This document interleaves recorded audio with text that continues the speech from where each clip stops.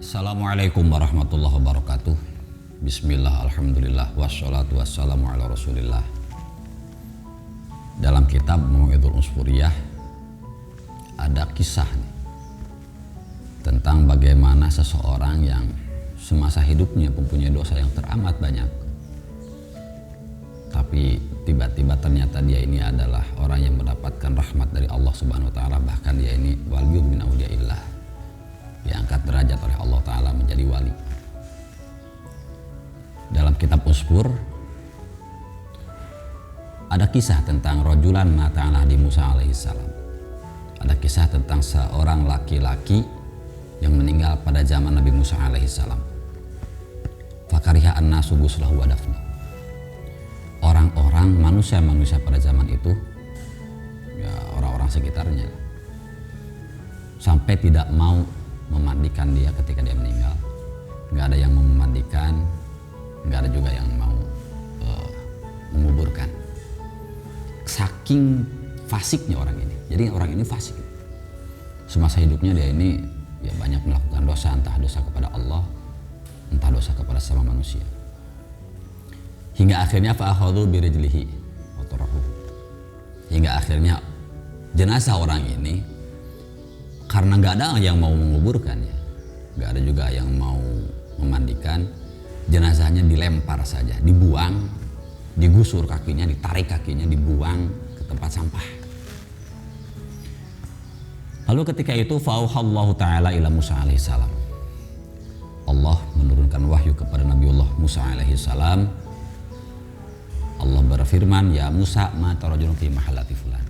Wahai Nabi Musa, telah meninggal seorang laki-laki di tempat, di suatu tempat lah, di tempat anu, dan dia dibuang atau dibuang ke tempat sampah. Padahal wahwa waliyun min auliya, padahal dia ini adalah seorang dari wali-walinya Allah, salah satu dari wali-walinya Allah. Orang-orang nggak ada yang memandikannya, orang-orang nggak ada yang membungkusnya, mengkafaninya, nggak ada orang yang menguburkannya. Orang ini hanya dibuang saja di tempat sampah. Coba engkau Musa, fadhhab anta faghsilhu. Coba engkau berangkat ke sana, mandikan jenazahnya, bungkus dia, kafani dia, sholati dia, lalu kemudian kuburkan dia. Akhirnya Nabi Musa alaihissalam menuruti wahyu dari Allah Subhanahu wa taala. Nabi Musa datang ke tempat tersebut, lalu menanyakan tentang orang yang baru saja meninggal, ya, ke warga-warga setempat. Benarkah di sini ada orang yang baru saja meninggal? Ya mereka menjawab iya benar. Ada seorang laki-laki yang kelakuannya kayak gini nih. Jadi orang-orang juga ngomongin kejelekannya karena memang ini rekam jejaknya memang benar-benar orang yang fasik nih. Memang orangnya ini jelek nih. Kelakuannya buruk nih. Faqala aina makan. Lalu Nabi Musa bertanya, di mana sekarang tempatnya dia? Tempat jenazahnya ini di mana? Sebab Allah Ta'ala memberikan wahyu kepadaku tentang orang ini. Qala fa'alimuni makana. Kata Nabi Musa, coba kasih tahu tempatnya di mana. Fadhahabu. Akhirnya berangkatlah semua menunjukkan tempat jenazahnya berada. Itu ya di tempat sampah. Ketika dilihat oleh Nabi Musa, oh ini jenazahnya itu sampai dibuang ke tempat sampah nih. Sedangkan orang-orang sekitar pun warga-warga bilangnya ini orang yang buruk ya, yang kelakuannya buruk lah. Akhirnya Nabi Musa alaihissalam bermunajat kepada Allah karena dia pun merasa bingung. Ilahi amartani bidafni, ya Allah, kalau bahasa kita mungkin ini nggak salah nih.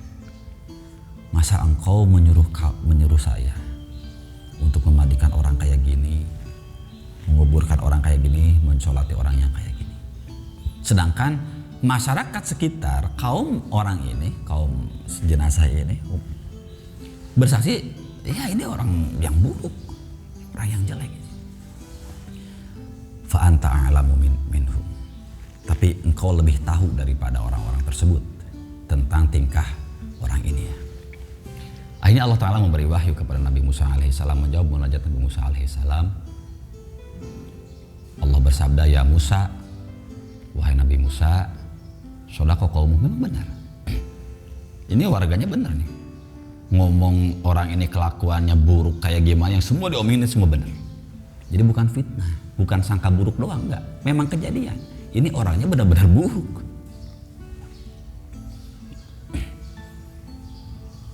Fi ma haqau anhu min su'i af'alih. Di dalam apapun yang mereka ceritakan tentang buruk tingkahnya, buruk kelakuannya orang ini semua benar. Cuma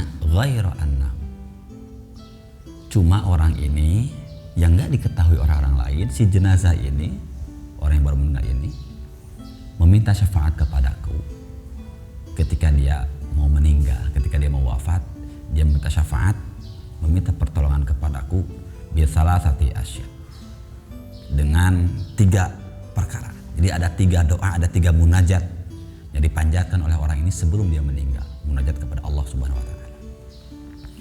Bahkan Allah taala bersabda, "Lau sa'ala biha minni jami'ul mudznibin." Kalaupun semua orang yang berdosa meminta kepadaku dengan 3 permintaan ini, pasti aku akan memberinya. Kalau meminta dengan 3 permintaan ini, semua orang yang punya dosa pasti akan dikasih.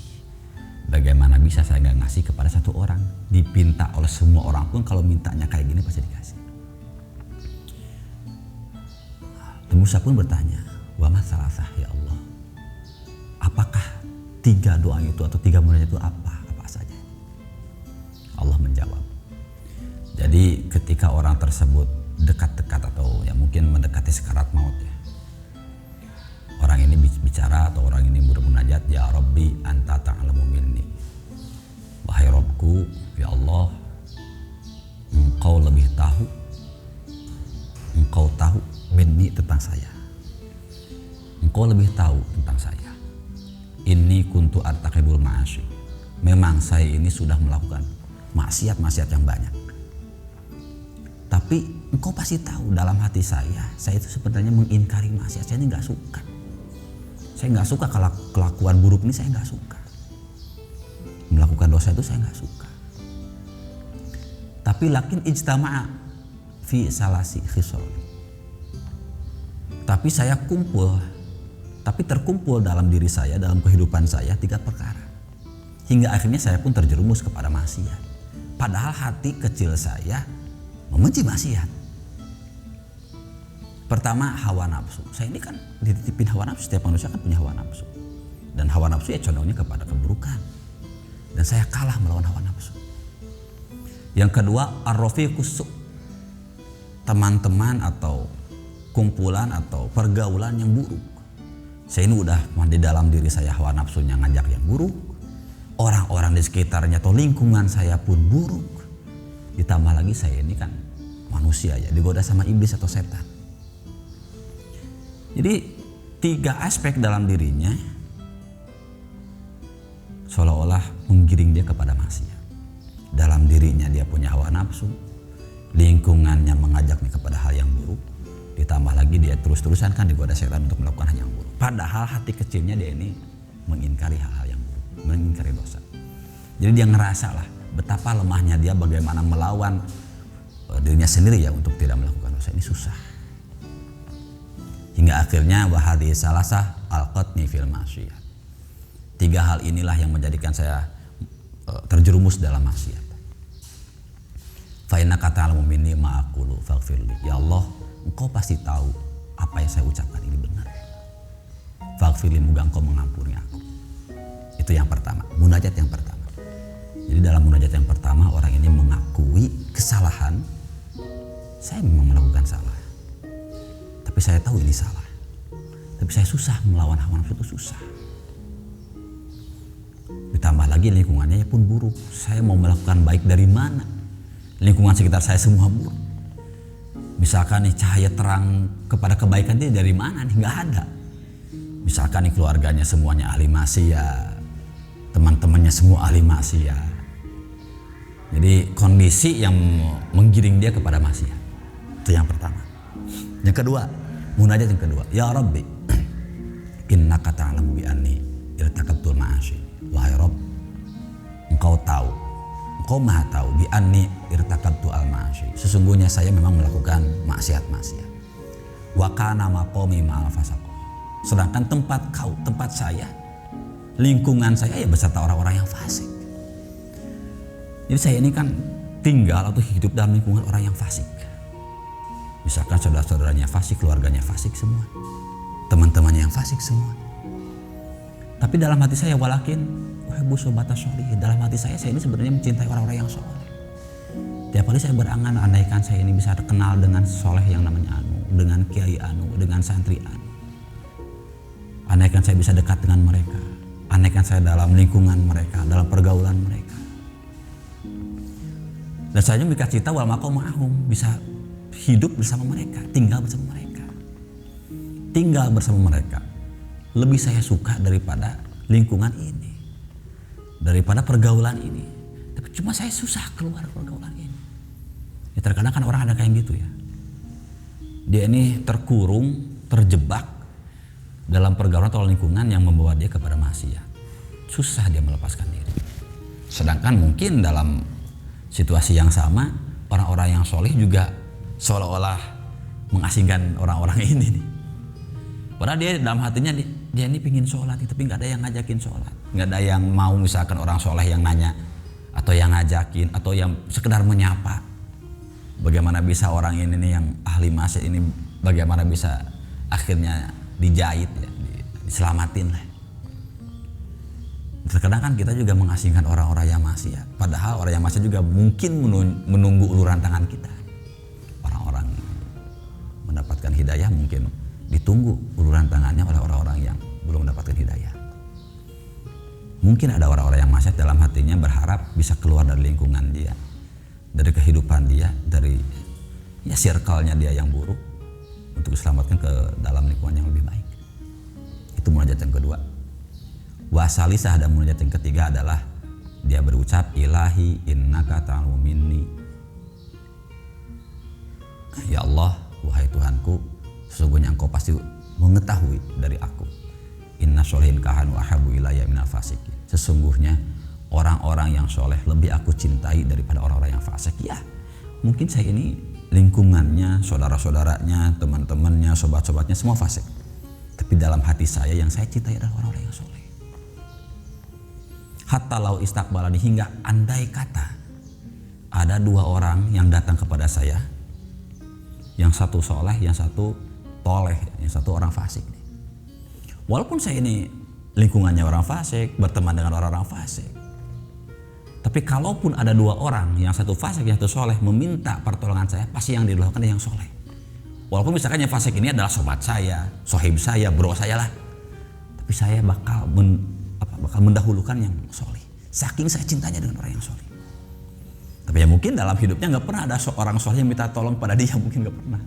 Hingga akhirnya dia cuma berangan-angan, andaikan ada orang soleh yang butuh saya, akan saya dahuluin. Mendahulukan kebutuhan orang-orang yang fasik yang mungkin lebih dekat dengan dia. Pasti saya akan mendahulukan kebutuhan orang yang soleh daripada orang yang fasik. Tak karena tiga munajat ini orang yang meninggal ini yang oleh masyarakat sekitar, oleh warga sekitar bahkan dibuang ke tempat sampah.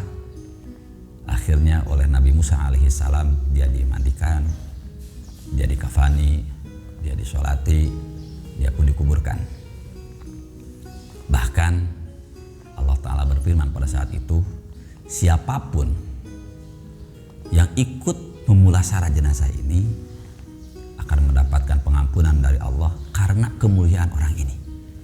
Bayangkan, karena orang ini, orang-orang yang ikut mensolati, yang ikut memulasara lah jenazahnya, ikut mendapatkan pengampunan dari Allah Subhanahu wa Ta'ala.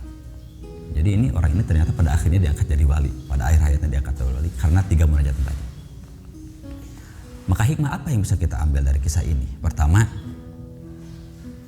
kita harus paham sesuai sabda Muhammad SAW, al-fajirur raji rahmatullahi ta'ala aqrabu ilallah ta'ala minal amilil muqnit. Orang yang banyak dosa, orang yang berdosa lah, tapi dalam hatinya selalu berharap rahmat Allah, tapi bukan berharap harapan kosong ya. bukan cuma angan-angan, bukan. Berharap yang benar-benar berharap. Itu akan lebih dekat dengan Allah Ta'ala dibanding tapi memutuskan rahmat Allah, memutus rahmat Allah Ta'ala. Misal contoh nih, ini orang banyak dosa nih, tapi dapatinnya ya Allah saya ini pengen diampuni, saya ini bikin soleh, bikin berubah ketika yang lebih baik, pengen lebih banyak tahu, pengen ibadah dan tahu caranya ibadah. Saya ini tahu saya ini salah, ini dosa, saya tahu ini dosa. Nah orang-orang yang kayak gini itu lebih dekat dengan Allah daripada orang yang banyak ibadah. Dia sholat gak berhenti misalkan, sholatnya banyak, puasa sunatnya banyak, hafalan Qurannya mungkin banyak, tapi dia suka muknit, dia suka memutus tali rahmat Allah Ta'ala. Misalkan nih, lihat orang yang dosa, wah ini ahli neraka nih, ini dosanya kebanyakan nih, dia gak bakal dapat ampunan nih pasti. Memutus-mutus rahmat Allah. Orang yang tadi nih, yang tadi banyak dosa nih kan, dia kan pasti berharap dalam hatinya, walaupun dia dosa, di lingkungannya banyak dosa, pasti kan kalau hatinya masih bersih, sanubarinya mungkin bilang pengen keluar dari dosa tersebut. Kalau ketemu dengan abid yang muknit, seorang hamba, seorang ahli ibadah tapi suka memutus rahmat Allah, rusak dia. Misalkan dia mau tobat, datang nih kepada seorang yang ahli ibadah, saya mau tobat, dosa saya udah banyak gini. Celetuk misalkan si abid ini, orang yang ibadah ini, jawab, kamu udah gak bakal dimaafin, kebanyakan dosa kamu. Udah putus asa dia. Orang yang putus asa dari harapan rahmat Allah, itu akan jauh dari Allah walaupun orang tersebut banyak ibadahnya. Allah berfirman dalam Al-Quran, ya ayyuhalladzina amanu la taqnatu min rahmatillah. Wahai orang-orang yang beriman, la taqnatu min rahmatillah. Janganlah engkau memutus dari rahmat Allah Ta'ala. Innallaha yaghfiru dzunuba jami'a. Sesungguhnya Allah Ta'ala mengampuni seluruh dosa, jami'an, semuanya. Jadi jangan sampai kita ini orang yang berputus asa dari rahmat Allah, apalagi memutus harapan orang lain dari rahmat Allah. Semua punya kesempatan yang sama, orang yang taat punya kesempatan yang sama dengan orang yang maksiat. Mungkin orang yang taat ini pada akhirnya bisa mempertahankan taatnya, orang yang maksiat pun pada akhirnya mendapatkan husnul khotimah. Itu masih kemungkinan yang kita nggak bisa kita pastikan kayak gimana. Kita mungkin sekarang dalam tingkah yang baik ya, yang bagus. Tapi siapa tahu akhir hayatnya naudzubillah min dzalik. Tapi siapa tahu kita malah mendapat husnul khotimah. Orang lain yang sekarang mungkin belum mendapatkan hidayah, masih dalam maksiat kepada Allah, tapi siapa tahu pada akhirnya mendapatkan husnul khotimah. Semoga kita semua bisa mengambil manfaat dari kisah ini, mengambil hikmah dari kisah ini. Wallahu a'lam.